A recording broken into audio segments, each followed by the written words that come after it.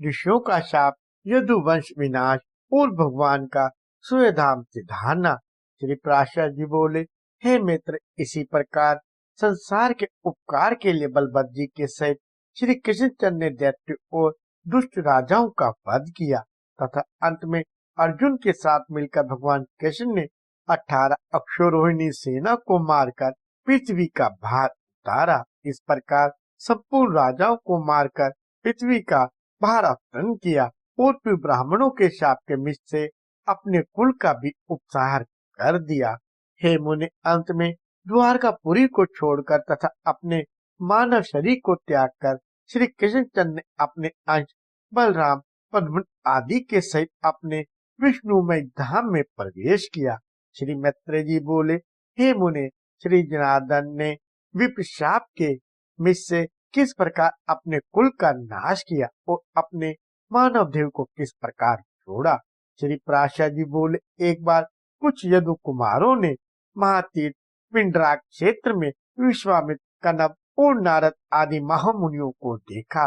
तब यौवन से उन्मत्त हुए उन बालकों ने होनहार की प्रेरणा से जामवती के पुत्र शाम का स्त्री वेश बनाकर उन मुनीश्वरों को प्रणाम करने के अनंतर अति नम्रता से पूछा, इस स्त्री को पुत्र की इच्छा है, हे मुनिजन, क्या यह क्या जनेगी। श्री पराशर जी बोले, यदु कुमारों के इस प्रकार धोखा देने पर उन दिव्य ज्ञान संपन्न मुनिजनों ने कुपित होकर कहा, यह एक लोकोत्तर मूसल जनेगी जो समस्त यादवों के नाश का कारण होगा और जिससे यादवों का संपूर्ण कुल संसार में निर्मूल हो जाएगा।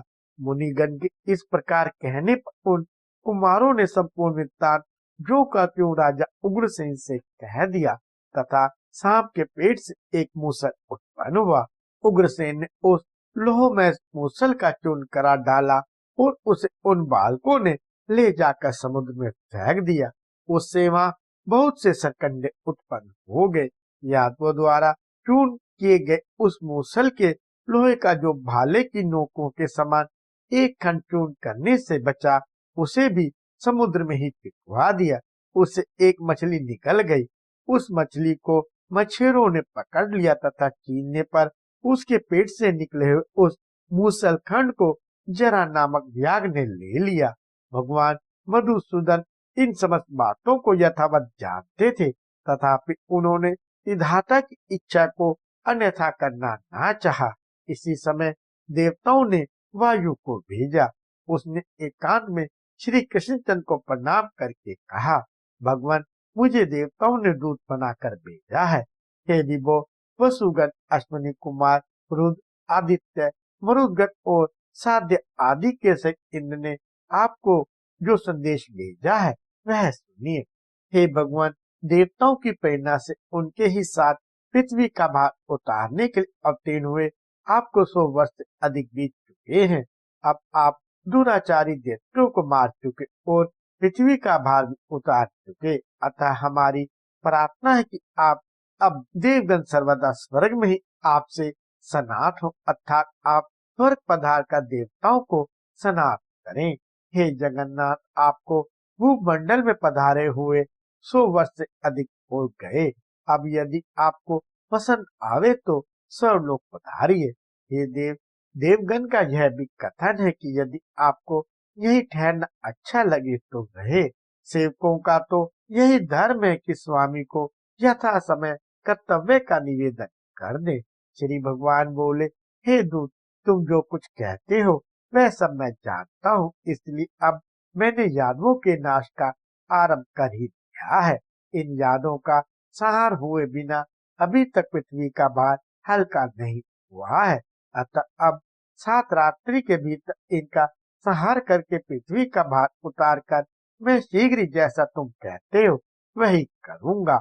जिस प्रकार यह द्वारकापुरी की भूमि मैंने समुद्र से मांगी थी, इसे उसी प्रकार उसे लौटाकर तथा यादवों का उपसंहार कर मैं स्वर्गलोक में आऊंगा। अब देवराज इन और देवताओं को यह समझना चाहिए कि संकर्षण के सहित मैं मनुष्य शरीर को छोड़कर स्वर्ग पहुंच ही चुका हूँ।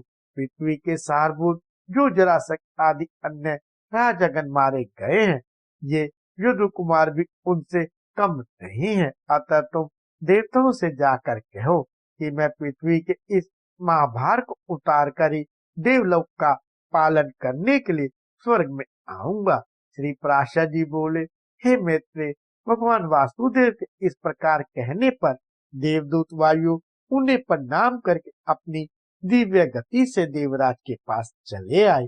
भगवान ने देखा कि द्वारकापुरी में रात दिन नाश के सूचक दिव्य भोग और अंतरिक्ष संबंधी महान उत्पात हो रहे हैं। उन उत्पातों को देखकर भगवान ने यादवों से कहा, देखो यह कैसे घोर उपद्रव हो रहे हैं।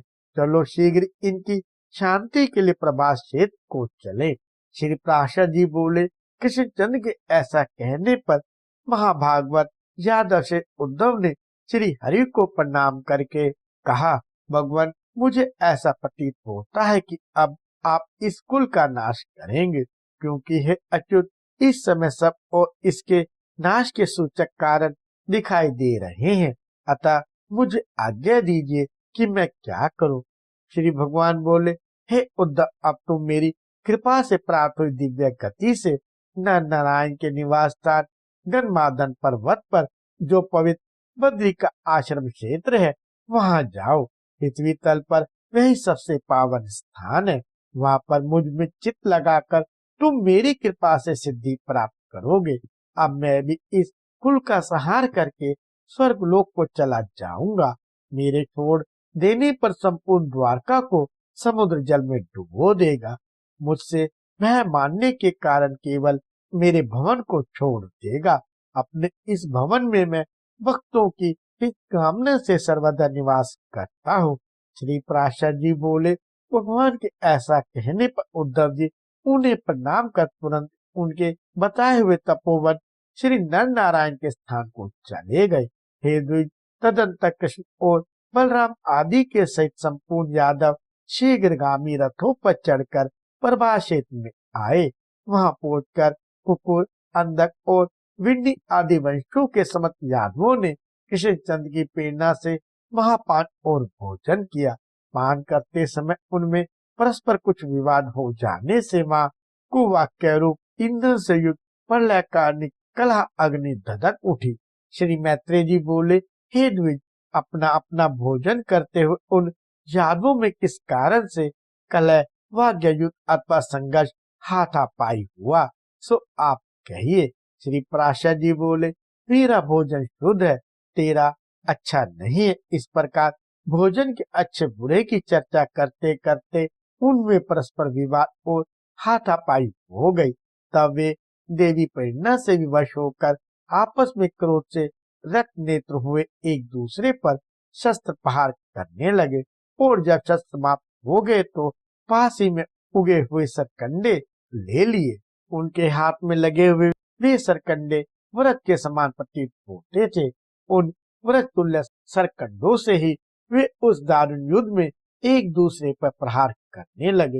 हे द्विज, पद्म और सांब आदि कृष्ण पुत्रगण, कृतवर्मा, सात्यकी और अनिरुद्ध आदि तथा पृथु, विपृथु, चारुवर्मा, चारु और अक्रूर आदि यादवगण एक दूसरे पर एरकारूपी वज्रों से प्रहार करने लगे। जब श्री हरि ने उन्हें आपस में लड़ने से रोका तो उन्होंने उन्हें अपने पति पक्षी का सहायक होकर आए हुए समझा और उनकी बात की अवहेलना कर एक दूसरे को मारने लगे। कृष्णचंद्र भी कुपित होकर उनका वध करने के लिए एक मुट्ठी सरकंडे उठा लिए। वे मुट्ठी ब सरकंडे लोहे के मूसल समान हो गए। उन मूसलूप सरकंडों से कृष्णचंद्र संपूर्ण आतताई यादवों को मारने लगे तथा अन्य समस्त यादव भी वहां आकर एक दूसरे को मारने लगे। हे द्विज, तदंतर भगवान कृष्णचंद्र का जैत्र नामक रथ घोड़ों से आकृष्ट हो दारुक के देखते देखते समुद्र के मध्य पथ से चला गया। इसके पश्चात भगवान के शंख, चक्र, गदा, शांग धनुष, तरकच और खड़ग आदि आयुध श्री हरि की प्रदक्षिणा कर सूर्य मार्ग से चले गए।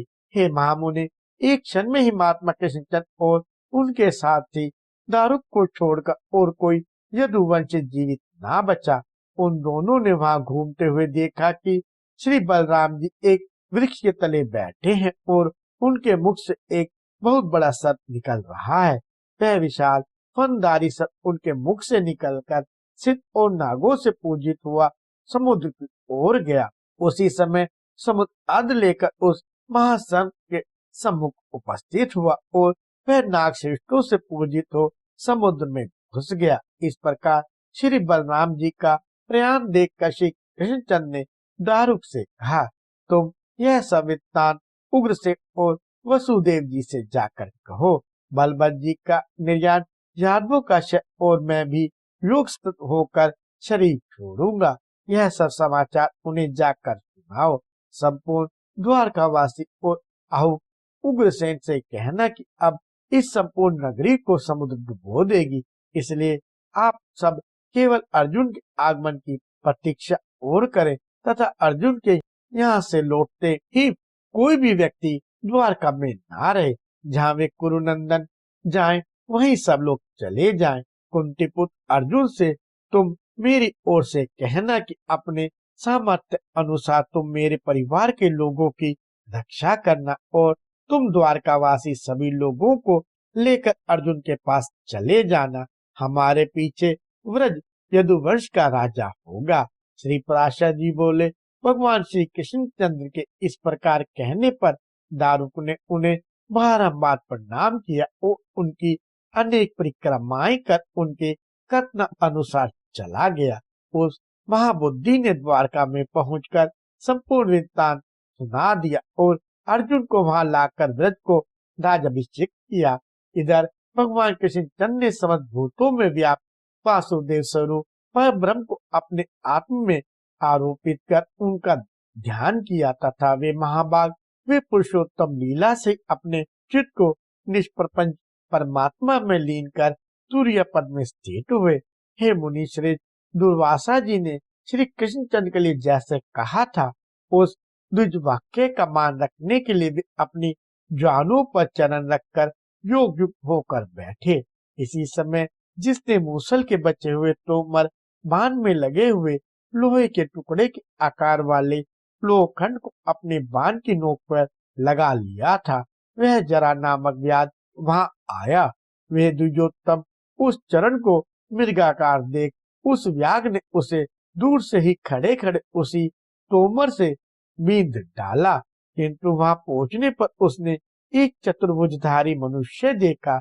यह देखते ही वह चरणों में गिरकर बारंबार उनसे कहने लगा, प्रसन्न होइए, मैंने बिना जाने ही मृग की आशंका से यह अपराध किया है, कृपया क्षमा कीजिए, मैं अपने पाप से दग्ध हो रहा हूँ, आप मेरी रक्षा कीजिए।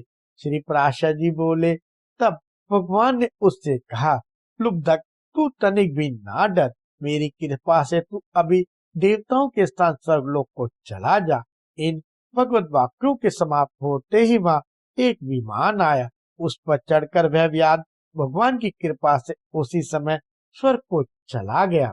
उसके चले जाने पर भगवान कृष्णचंद्र ने अपने आत्मा को अव्यय, अचिंतन, वासुदेव स्वरूप, अमल, अजन्म, अमर, अप्रिमेय, अखिल आत्मा और ब्रह्म स्वरूप विष्णु भगवान में लीन कर त्रिगुणात्मक गति को पार करके इस मनुष्य शरीर को छोड़ दिया।